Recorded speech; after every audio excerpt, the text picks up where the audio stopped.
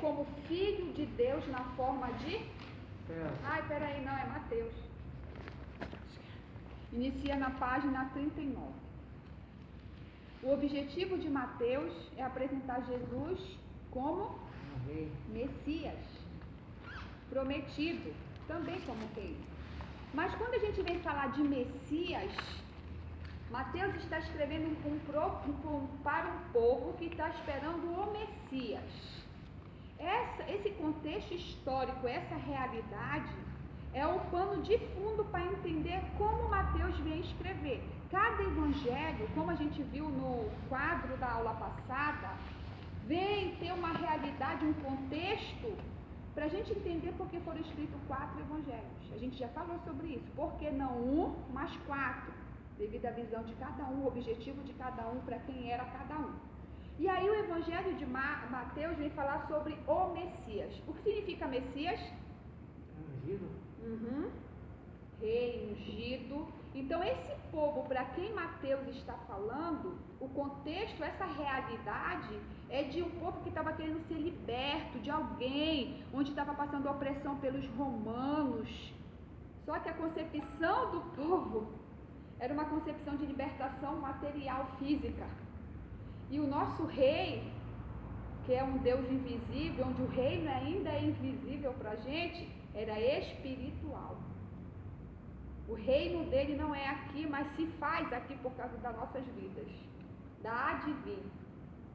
E aí o autor ele vem falar que o primeiro evangelho é atribuído a Mateus, né? Ele era Mateus Levi, ele diz que talvez esse Levi é por causa da tribo de levitas, ele diz talvez, ele não garante. Ele vem falar que o significado de Mateus era dom de Deus. Ele vem falar que Mateus residia em Cafarnaum, ele tinha ofício de cobrador, ele fazia parte do apóstolo. Então quem é esse autor? É interessante que o autor do livro vem dizer que a maioria dos evangelhos não é assim, certeza de quem escreveu, mas para quem foi denominada a escrita. Entendeu? Vamos lá. E aí ele vai falar que o autor vem dizer que com o passar do tempo Mateus oferece um banquete para entender quem era Mateus, né? E ele era chamado um dos 12, ou seja, ele era o quê? Apóstolo. E ele fala que Mateus também, em Atos, esteve presente aonde? No cenáculo, na busca pela promessa. E essa é a consideração acerca do autor lá na página 39. Que data é? Segundo o autor, não se tem uma data específica, não se conhece, ele diz. Qual é o local? Ele vai dizer que Mateus foi escrito em aramaico. Existe duas linhas, aponta para Palestina e aponta para Antioquia da Síria. São os dois locais que ele diz que é o local de origem. Não se tem certeza se é um ou outro, ele coloca os dois. Para quem era que Mateus, aí está no nosso quadro da aula passada, para quem era o evangelho, para quem se destinava? Quem lembra da aula passada? Para quem Mateus escreveu? Principalmente para o povo judeu, né? Por quê? Por causa sobre promessa a respeito da semente de Davi, né? Por isso que ele apresentava Jesus como Messias, porque tinha que ter um povo que estava esperando, prometido, o rei. Nenhum outro povo estava esperando, só os judeus. É interessante porque, por exemplo, eu estou com Marcos na minha cabeça, porque dentro dos evangelhos eu me aproximo mais de Marcos, porque Marcos ele é um contexto militar, é um contexto romano. Mateus não, é um contexto o quê? De reino, por isso que ele vem falar de rei, por isso que ele vem falar de reino dos céus. E somente o povo, tem gente chamando acho lá fora, somente o povo de Deus, os judeus, estavam esperando o Messias. Por isso que a visão do evangelho é interessante por 4 pessoas, porque são 4 evangelhos. Eu acho que é legal uma parte lá em Mateus que Jesus fala que ele não veio para deturpar a lei, né? Então é bem específico como que cada livro ele relata de uma forma diferente, né? E por exemplo, quando ele veio para cumprir, ele veio para cumprir na parte o quê? Quando ele veio para cumprir, e ele cumpriu o Velho Testamento, por isso que ele é rei, ele é o Messias. Tu falou um pouquinho que está mais lá na frente, né? E aí, quando ele fala, eu não vim para revogar a lei. É o Novo Testamento explicando o quê? O Velho.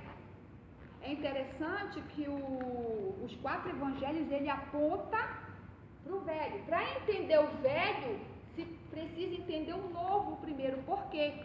Porque, por exemplo, Mateus vem apontar todas as realizações de quem?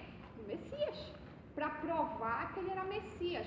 Que ele estava lá, as profecias messiânicas estavam onde? No Velho Testamento. Por isso que ele não veio para revogar, ele veio o quê? Para cumprir. E Mateus, ele faz isso, ele prova que Jesus cumpriu tudo. Esse é o principal objetivo. Para quem? Para os judeus. Eu só citei essa parte aí por causa que, por exemplo, eu analiso bastante o contexto, né, de cada passagem do Novo Testamento principalmente, né? E quando o Mateus fala sobre essa parte, quando ele relata sobre isso, ele fala, a lei de quem? Do povo judeu. Então já é um spoiler que esse livro foi escrito realmente para a galera ali do povo judeu mesmo, né? E aí é interessante falar ainda ao destinatário que ele vem apontar 2 coisas lá na página 40. Ele fala acerca do trono e acerca da terra. Em relação ao trono, estava conectado com o reino de Davi, a promessa. Mateus estava escrevendo para o destinatário que tinha aliança com Deus. E eram 2 tipos de aliança, o autor vem apontar. Era a aliança que estava relacionada ao reino, que era a aliança com Davi, e na terra era a aliança com Abraão. Os 2 estavam onde? No Antigo Testamento. Ele veio cumprir. E Mateus, ele tinha o objetivo de apontar o cumprimento de todas as profecias messiânicas do Velho Testamento que Jesus conseguiu cumprir. E aí, qual era o propósito e temática? É como ele falou. Como é que é o nome? Israel. Como Israel falou. O propósito era os judeus. O principal propósito para os judeus que Mateus estava escrevendo era provar o cumprimento das profecias messiânicas do Velho Testamento. E aí ele coloca bem aqui na página 41, as escrituras se cumpriram em Cristo. O retrato dado por Mateus é a imagem de um rei. A palavra reino encontra 55 vezes. Reino do céu, 32 vezes, e filho de Davi, 7 vezes. Mateus é enfático nestas expressões para provar aos judeus que Jesus era realmente o rei esperado, o Messias enviado por Deus. Mas por que não foi fácil compreender esse reino? Porque as 2 alianças, isso é interessante, porque quando Mateus vem escrever para um povo que estava esperando o Messias, mas as expectativas eram totalmente diferentes. O povo estava oprimido, o povo estava desejando um rei que libertasse de Roma, dos romanos, que acabasse com a opressão que eles estavam sentindo na área física, material. Mas quando Mateus ele vem apresentar o cumprimento messiânico, é noutra esfera. Era um Deus invisível com um reino invisível, presente já em nossas vidas. Ou seja, a libertação que esse Messias veio libertar era espiritual. Que vai se cumprir aonde? No Evangelho de Lucas. É Lucas que vai enfatizar. Marcos começa falando do que Jesus fez, mas o Evangelho de Lucas vem falar sobre a divindade, a ação do Espírito Santo. Por isso que eles se completam quando a gente vai falar dos sinóticos. Entendeu? Então, por isso que quando eu falei porque eu já falei de tudo isso, né? Só estou falando separado agora. Mas por isso que quando eu coloquei no quadrozinho maior, eu coloquei que eu tenho que primeiramente ler cada evangelho separadamente, mas depois, para compreender o contexto do Velho Testamento em profecias messiânicas, eu tenho que estudar os 4 juntos. Entendeu? Vamos lá. Aí o autor coloca análises. As profecias do Messias realizadas. A primeira profecia está relacionada à genealogia e nascimento de Jesus. Mateus ele começa apresentando para provar que vinha de Davi. A primeira aliança é Davi e Abraão. A primeira aliança é Davi, a segunda é Abraão. E ele tinha que provar, então ele apresenta a genealogia. Por isso que ele apresenta a genealogia. Aí ele vem dizer aqui, a razão disso é mostrar que Jesus possui incontestáveis direitos de Messias e Rei. Messias e Rei Davi. Aí ele vai botar, quantas? Ele vai botar 4 itens. Era da linhagem de Abraão. Nesse sentido, quando ele aponta Abraão, o objetivo é provar a paternidade abraâmica e a linhagem real na árvore genealógica de Jesus. O segundo é o seu nascimento virginal. O terceiro, Mateus vem apontar o Antigo Testamento, onde umas 75 vezes é usado em hebraico a versão em grego que Jesus é apresentado como rei. E aí é interessante que ele vai colocar na letra C, está acompanhando, ele veio dizer que esse rei é interessante. O povo de Deus, para quem Mateus está escrevendo, está esperando um reino terrestre. Um rei onde o reino está relacionado ao domínio de Roma, ao contexto cultural e social que eles estão passando. Por que cultural e social? Quem lembra das aulas passadas vai entender que os 400 anos o grego era uma língua universal. O helenismo foi imposto, né? Então teve várias situações que a gente tratou que estava oprimido, mas mesmo oprimido o povo de Deus se estabeleceu e firmou como povo de Deus, com características próprias que também a gente falou. Só que quando Mateus vem, o autor fala o seguinte, peraí, Jesus ele veio oferecer um reino que ainda não está aqui. Ele veio oferecer o reino de Deus para o povo judeu. E aí ele deixou bem claro, bem aqui, olha, muito tremendo, lá na página 42. E lá no último versículo, em seu evangelho, CB, em seu evangelho, Jesus é apresentado como o rei que veio para oferecer o reino de Deus aos homens. Onde está Deus?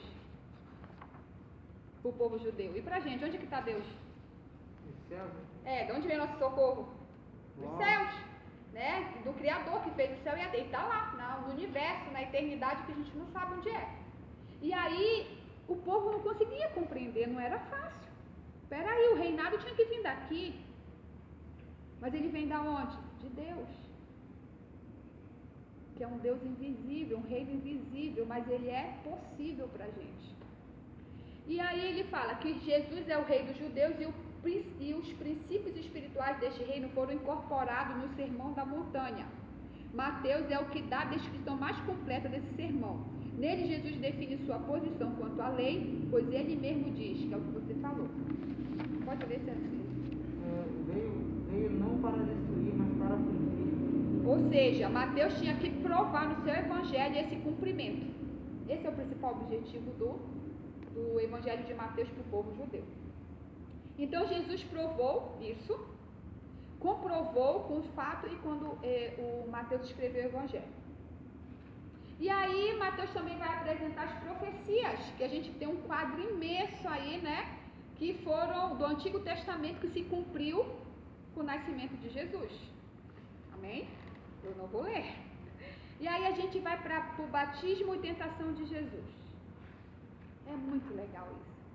Porque quando a gente lê a palavra do Senhor, quando a gente lê a Bíblia, sem entender o contexto dos 400 anos, da história, da realização do que Deus fez nos 400 anos, como Ele preparou o caminho, a chegada da plenitude do reino de Jesus, que é o reino de Deus, a gente não consegue compreender. Aí o autor vai falar assim mesmo, o batismo e tentação foi para quê? Para confirmar o ministério, para expor o ministério de Jesus. E aí ele vem falar que essa comprovação estava presente a Trindade. O que foi que João Batista falou para Jesus quando ele chegou para ser batizado? Que não era digno. Né? Pode falar. Né? E como é que ele disse para Jesus? Era para que ele batizasse. Isso, perfeito. Né? João Batista falou, não sou digno de te batizar, era o Senhor que tinha que me batizar. Por que ele falou isso? Por que Mateus frisou isso? Por quê? Porque ele reconhecia que ele era Deus, né? Que ele não tinha o quê? Que ele não tinha pecado. Porque o batismo é para quê? Remissão dos pecados. Você desce as águas quando você sobe a ressurreição. Então ali também é um apontamento para onde? Para a cruz. A morte e ressurreição de Cristo. Está apontando para a cruz. Não era necessário Jesus descer. Tanto que João Batista fala, né? Eu que tinha que ser batizado por você, né? Pelo Senhor. Mas ele diz, não, vamos cumprir o que diz a lei do homem, para que se cumpra a Escritura. E aí é interessante que nesse sentido, quando ele sobe, o que acontece? A Trindade toda está. Deus fala, confirma o ministério de Jesus. O Espírito Santo, o que acontece? Fica sobre Jesus. Quando Isaías vai apontar que Jesus entra no templo, depois do batismo, depois que acontece tudo, ele entra no templo que ele lê Isaías. O Espírito está sobre ele, foi ungido. É muito interessante. Aí o autor vai dizer o seguinte,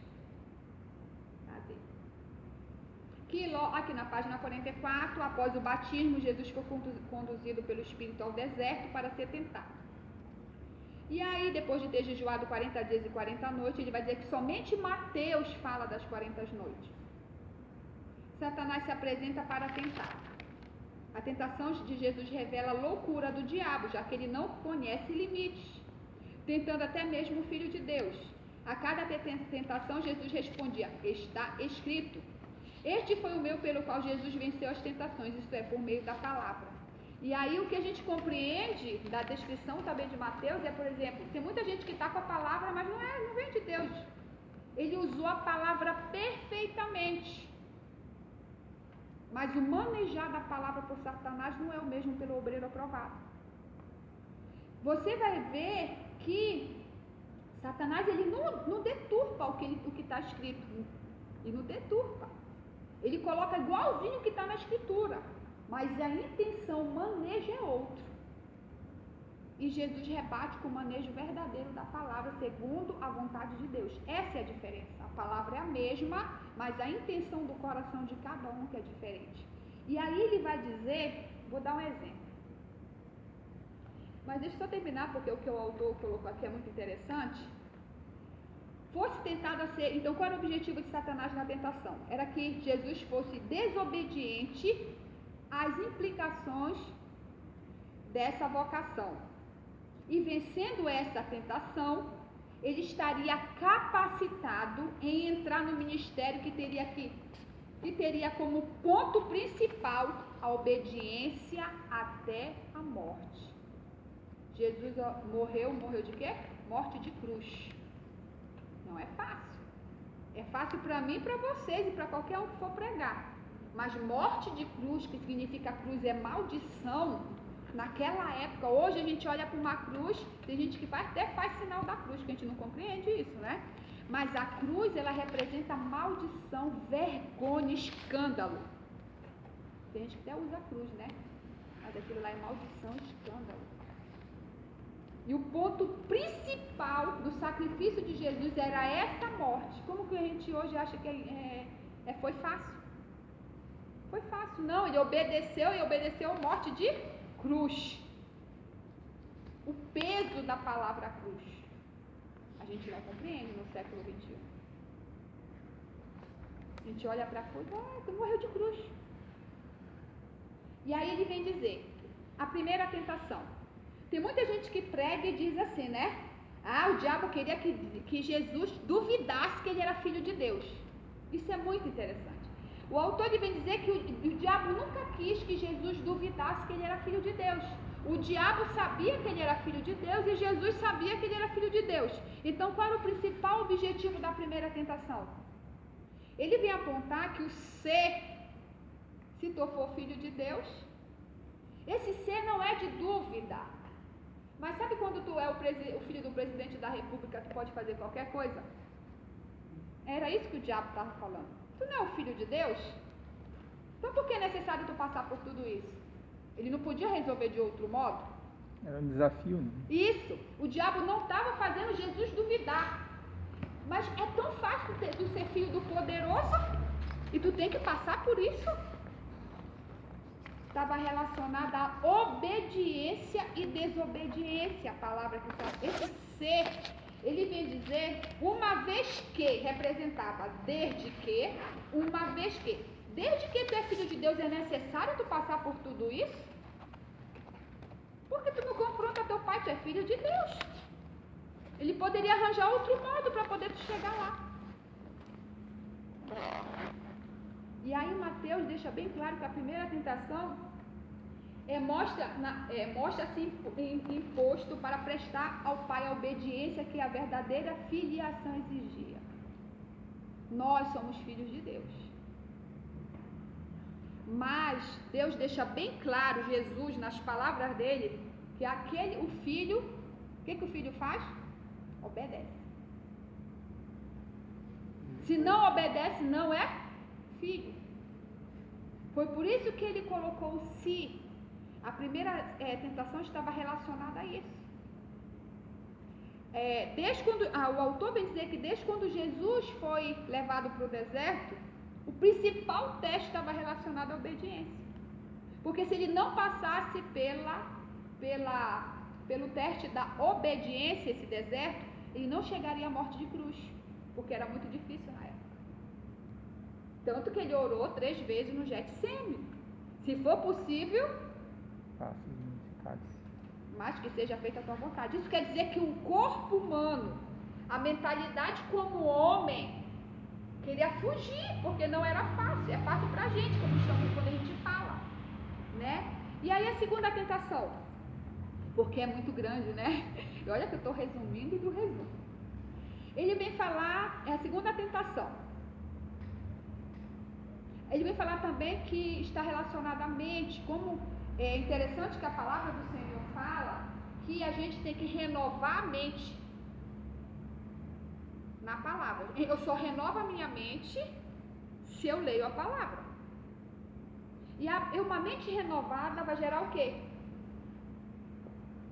Por que Deus manda a gente renovar nossa mente?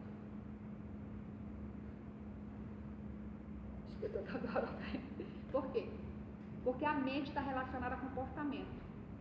Se eu tenho uma mentalidade A, meu comportamento é A. Se eu tenho mentalidade B, meu comportamento é B. Quando a gente nasce no mundo, a gente é regido pelo rei do mundo, pelo príncipe do mundo. E é muito interessante nisso.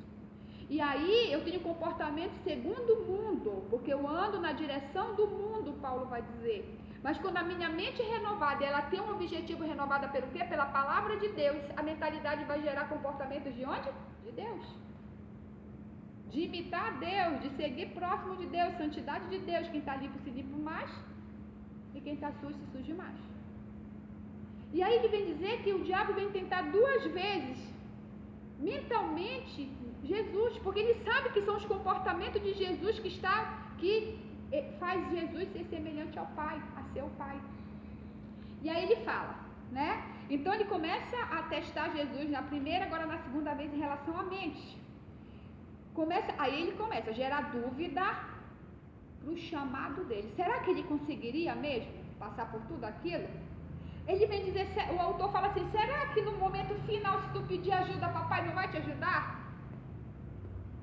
Será que no final dizer, eu não aguento, eu vou puxar o sino, eu vou pedir para sair? Aí ele fala aqui, a dúvida de que o pai que o havia chamado realmente o capacitaria a ser fiel à sua vocação, em face da ampla oposição e da constante recusa por parte dos homens a crer nele, sem presenciar sinais espetaculares da sua divindade. Ou seja, Jesus sabia que ele enfrentaria uma oposição muito forte. Ele saberia que o pai disse que sinais, qual era o principal sinal de Jesus? Era de Jonas. Ele deixa bem claro. E aí, ele disse, será que o Pai vai te capacitar mesmo? Dúvida. Será que tu vai estar preparado? Mas será que a gente está preparado? Isso Satanás faz com a gente também. É interessante que as provações no deserto, nós passamos todinho. Olha, eu vou te levantar presbítero. Primeira coisa que vem na mente. Jesus, ele é... Por isso que, vamos lá para o Evangelho de Lucas. Lucas vem demonstrar, né, a dependência de Jesus por quem? Pelo Espírito Santo. Dependência total, Lucas vem mostrar no Evangelho. Total. Sem o Espírito Santo, Jesus nada poderia fazer. Porque ele era humano. Só que a divindade estava na relação com o Espírito Santo. Tá vendo o Evangelho, como eu coloquei no quadrozinho? Então, quando Jesus ele vem na segunda tentação, a sugestão era essa. Era uma sugestão diabólica. E aí ele vem dizer, né, que seria tolice para Jesus entrar no ministério com a perspectiva do possível fracasso. Tu vai conseguir morte de cruz, obediência total? Papai vai te capacitar para te ser obreiro até no final? Será que quando tu vai ali orar por alguém por cura, ele está vencendo, tá? Vai tentar mais. Está vencendo aqui na igreja, porque chama alguém para orar por cura. Não vai passar pelo mesmo questionamento que ele fez aqui. Tu está capacitado para curar lá, para orar no hospital e o povo sair curado de lá? Quem é que vence? Jesus venceu com a palavra. A gente precisa da palavra para vencer. A gente ainda está sem palavra. É triste isso, gente. Porque a tentação de Cristo é para nos ensinar. E ele está falando, e aí vocês? Quem é que vence na mente, na batalha mental? Que a batalha é aqui, ó. Não é contra a carne e o sangue, não. É aqui. Quem se esconde quando está alguém doente ou leva logo para o hospital? Mas o papai falou que a gente tem autoridade sobre doenças, espíritos. É isso aqui que Satanás questiona Jesus. Quer falar? Não. Tá. Terceira tentação. E aí o autor ele faz uma comparação entre quando Deus apontou a terra prometida para Moisés e quando Satanás aponta a terra, a glória, as coisas do mundo para Jesus. E aí ele fala uma visão dos reinos do mundo e os oferece a ele, Jesus, sem trabalho, sem lágrima ou risco de vida, sob as simples condições de que Jesus lhe prestaria reverência. Aí é muito bacana. Porque lá embaixo o autor fala o seguinte, que o reino, como é que a gente consegue o reino de Deus? Como é que a gente alcança o reino de Deus? Né? Pelo esforço? Né? Paulo fala, se esforce todo dia para conseguir, né? Por fim, pelo reino de Deus. Só que Deus, ele apresentou para Moisés, e Moisés teve um caminho trilhado para chegar na terra prometida, que até não conseguiu entrar. E Satanás vem oferecer, como ele oferece pra gente, uma terra sem esforço. Situações que a gente não tem esforço, coisas fáceis. Ele está oferecendo aí, tem muito crente alcançando céus e terras, mas ele vem dizer lá embaixo. Lê lá o último parágrafo, embora.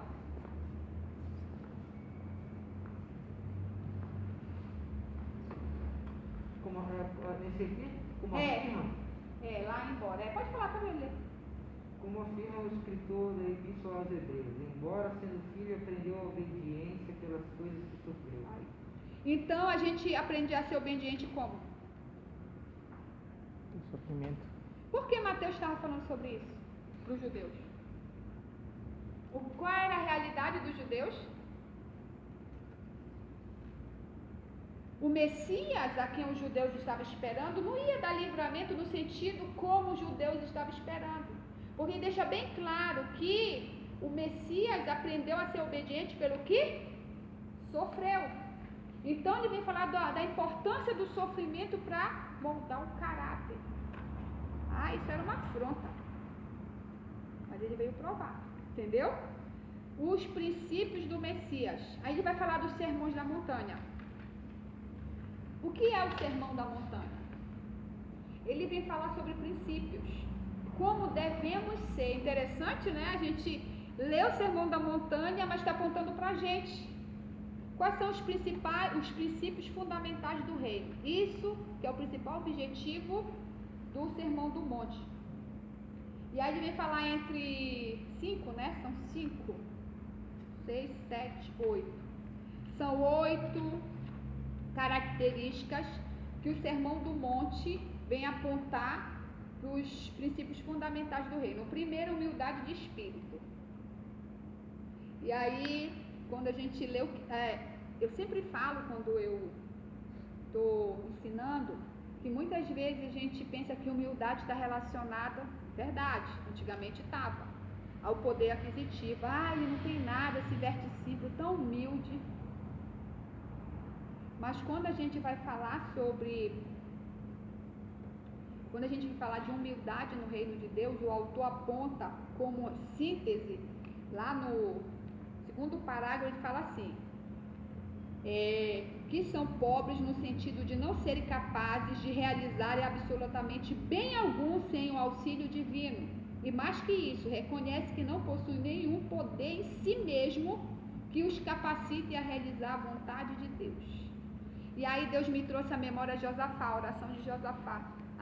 Senhor, Deus de nossos pais, porventura não é tu, Deus na terra? E aí ele vai falando, e nós, Senhor, que não temos poder, nem podemos ir contra os nossos inimigos. Isso é a humildade. E isso confronta, o autor vai dizer, que confronta o orgulho e a prepotência. Porque os autossuficientes são inevitavelmente excluídos desse reino. Só resta aos humildes o herdarem. Então ele vai dizer que por isso que Deus, ele abate o orgulhoso, ele abate o soberbo. Porque aquele que não necessita dele não está relacionado à humildade. Então quando a gente tem frio na barriga, quando a gente tem medo de pregar, quando a gente, e aí, eu não vou conseguir falar. Mas a dependência total, a gente tem que ser dependente total, isso é humildade. E aí ele vai falar que o segundo é os que choram. Mas ele não é dizer qualquer choro não é porque tu tá chorando ali que tu vai, bem-aventurados que choram, tu é bem-aventurado, não. Esse choro está relacionado ao pecado, ao arrependimento profundo. Saber que como o pecado nos corrompe, quanto eu passei corrompida e suja e imunda. Isso aí é forte. Porque a gente muitas vezes nem se arrepende, nem lembra, mas por isso que todos os momentos Jesus fala, pega a tua cama e vai. Tem que lembrar. O choro, ele vem dizer bem aqui, a realidade do prejuízo que o pecado causa à humanidade. E por conseguinte a si próprio, e por isso mesmo reconhece que precisa desesperadamente do perdão. É muito interessante quando tu pede para Deus, Senhor, me prova lá o dia de amanhã, não se preocupar pelo dia de amanhã, porque o de hoje por si só se basta.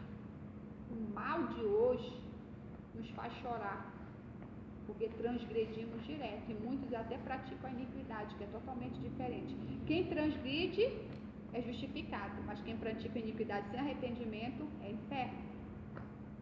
Então, quando ele vai falar desse choro, ele vai botar lá embaixo, sofrendo diretamente os efeitos da justiça e o menosprezo por parte das classes governantes dos mais favorecidos. Então, 2 sentidos que ele aponta. Primeiro, a necessidade de chorar pelo entendimento do pecado sobre nossa vida e sobre a humanidade. O segundo momento é entender, Jeremias fazia isso muito, que o quanto o pobre é oprimido, o quanto que é desprezado, aí tu para assim. A gente não consegue nem chegar no primeiro, consegue chegar no segundo. Entendeu? É esse o choro.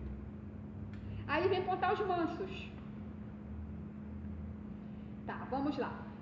Qual era o contexto da realidade dos judeus? Eles queriam o Messias. A gente vê isso em Judas. A revolução, agora vai ter revolução. Agora, vai ter revolta. Agora o povo vai se manifestar contra os romanos. O Messias vai direcionar.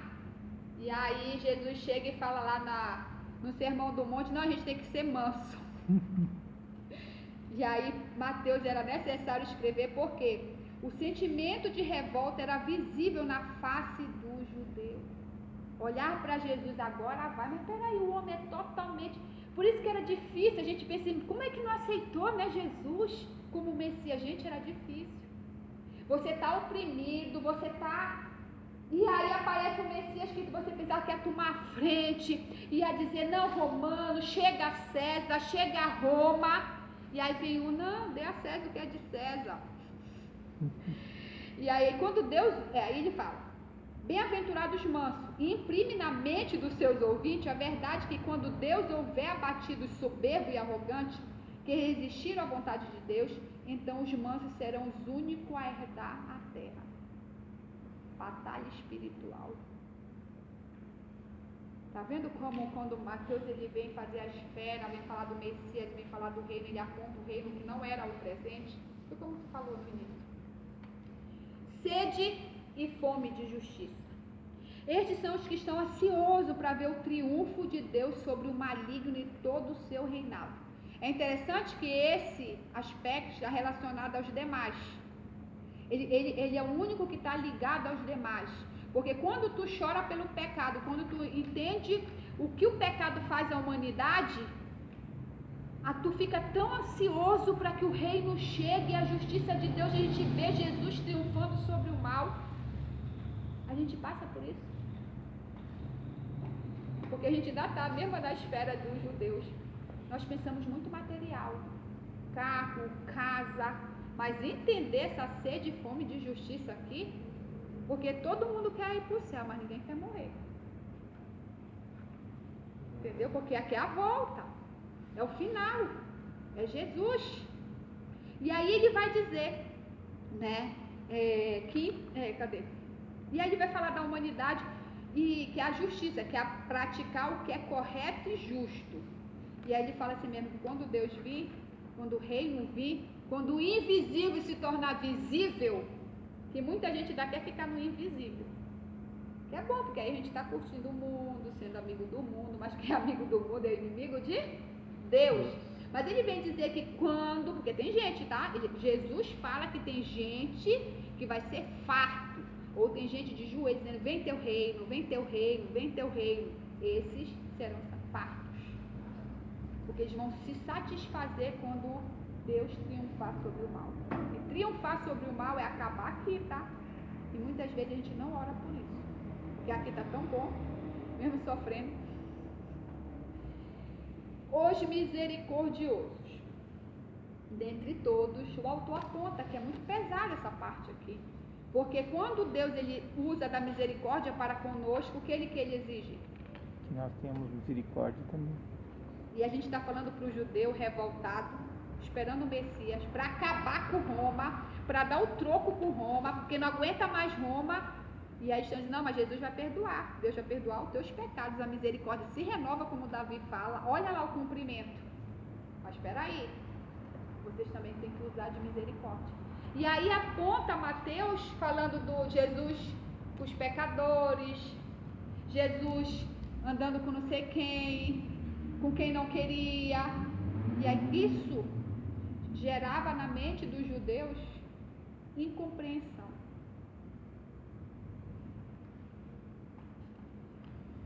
E aí ele vai dizer assim, no capítulo 18, do 23 a 35, na parábola do credor incompassivo, Jesus ensina que aquele que recebe misericórdia tem a obrigação de retribuí-la. E quanto mais misericordiosos, alcançarão misericórdia, tanto da parte dos homens como de Deus. Então Jesus estava falando para os judeus o quê? Dá outra face para Roma. Porque somente assim o reino alcançaria todos, entendeu? Aí ele vai falar os limpos de coração. Quem são?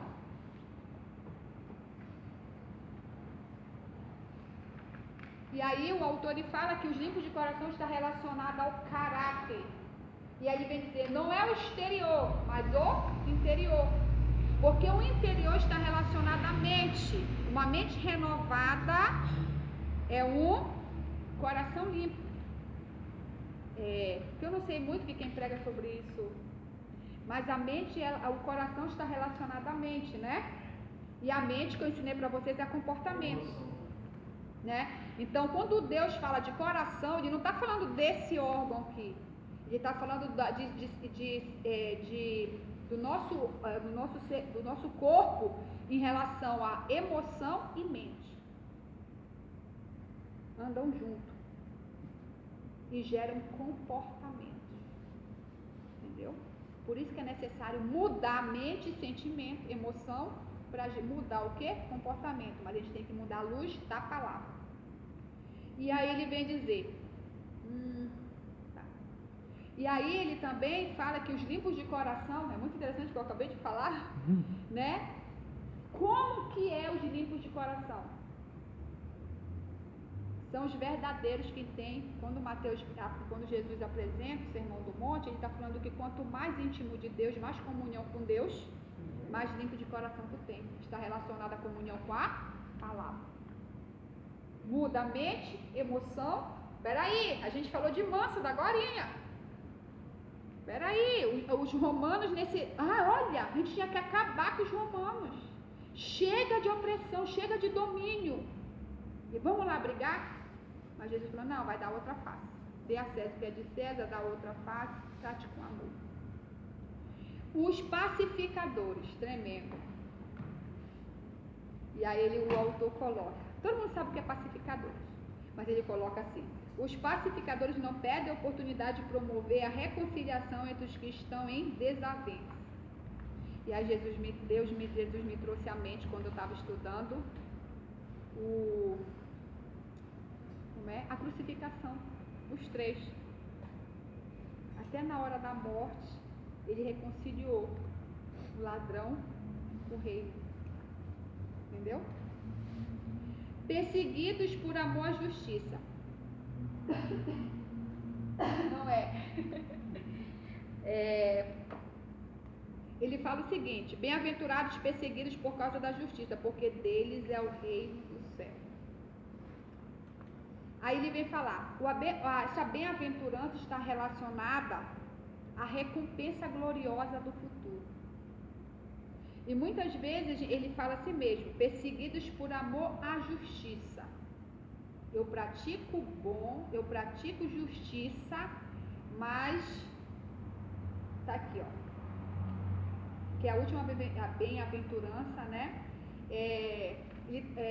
Segundo o autor, quando Jesus ele apresentou isso, essa bem-aventurança, ele estava falando sobre a mudança que era necessário o discípulo entender em relação ao reino, que nós precisamos passar por isso. Quando a gente se submete ao reino de Deus, a gente compreende que ele vai estar bem próximo de nós. E ele estando bem próximo de nós, o reino do mundo não vai nos satisfazer. Mas a minha visão é tão gloriosa do reino de Deus que eu consigo passar e sofrer tudo. Entendeu? E aí ele vai dizer bem aqui, a felicidade não está necessariamente no infortúnio, mas na recompensa gloriosa do futuro. Ou seja, não é que eles gostavam de sofrer não, né? Eu tenho prazer nas minhas algemas. Não estava relacionada à dor da algema, da prisão, da opressão, da luta, né? Mas por amor à justiça, eu entendo que o reino é tão glorioso e me satisfaz me satisfaz o entendimento que aquilo ali é meu. Eu vou estar com certeza lá. Então, eu passar por isso não é nada. Porque a gente pode dizer, ele tinha prazer, né? Não. O prazer é sabendo que o reino estava próximo, que ele alcançaria de qualquer jeito. Entendeu? A recompensa gloriosa do futuro. O que é isso? A salvação eterna. É andar em Jerusalém. Eles almejavam, a gente almeja isso? Como é Jerusalém? Como é Jerusalém? Não posso imaginar. Mas está lá escrito, ruas de ouros, né? Então, tá vendo como a gente não está ali? Mesmo que eu imagine, vai que chega lá e é diferente também. Não, mas a Bíblia está dizendo que ela tem rua de ouro. Eu estou falando assim, nós estamos tão distantes dessa realidade, por isso que a gente não consegue sofrer uma afronta, uma chamada de atenção. Vocês estão entendendo? Porque essa recompensa do futuro, a recompensa da salvação, entender a Jerusalém, entender que eu sou cidadão do céu, está tão longe da realidade de hoje, como estava tão próxima da realidade deles lá, que pra gente qualquer coisa que acontece na igreja é motivo de eu sair. Mas para eles não. Amor à justiça, eles entendiam que a recompensa não era aqui na terra, era lá. Só que a gente busca o quê? Aqui na terra. E aí ele vem falar, né, Mateus vem apresentar o poder do Messias revelado. Isso é tremendo. Qual é o poder do Messias revelado? Quem leu lá? Ele está falando do poder de curar. Para mostrar que ele era o Messias, que ele verdadeiramente estava cumprindo tudo aquilo que estava no Velho Testamento, no Antigo Testamento, Mateus tinha que frisar as curas, os atos de cura de Jesus. E aí ele vem dizer... E de perdão de pecados também, né? Isso, mas eu já ia dizer, porque a cura não estava relacionada totalmente à esfera material, mas ela estava relacionada à esfera espiritual, tanto que ele apresenta a cura do leproso, porque a lepra, ela não era uma enfermidade material, mas sim um processo de purificação. E aí ele fechava, né? E aí ele fala, isso prova que o Novo Testamento não contradiz com o Antigo, antes um cumpre. E é bem interessante, só abrindo um parênteses, né? Uhum. Eu tinha uma pregação sobre isso, que é a prova disso que em muitos momentos, né, Jesus, quando ele falava, quando ele curava, ele não dizia assim, a tua fé te curou. Isso é bem marcante para mim. Quando ele ia, operava uma cura, ele olhava e dizia, vai em paz porque a tua fé te salvou. Então é muito além da cura física, né? Ele está dizendo, você foi salvo, não apenas curado fisicamente.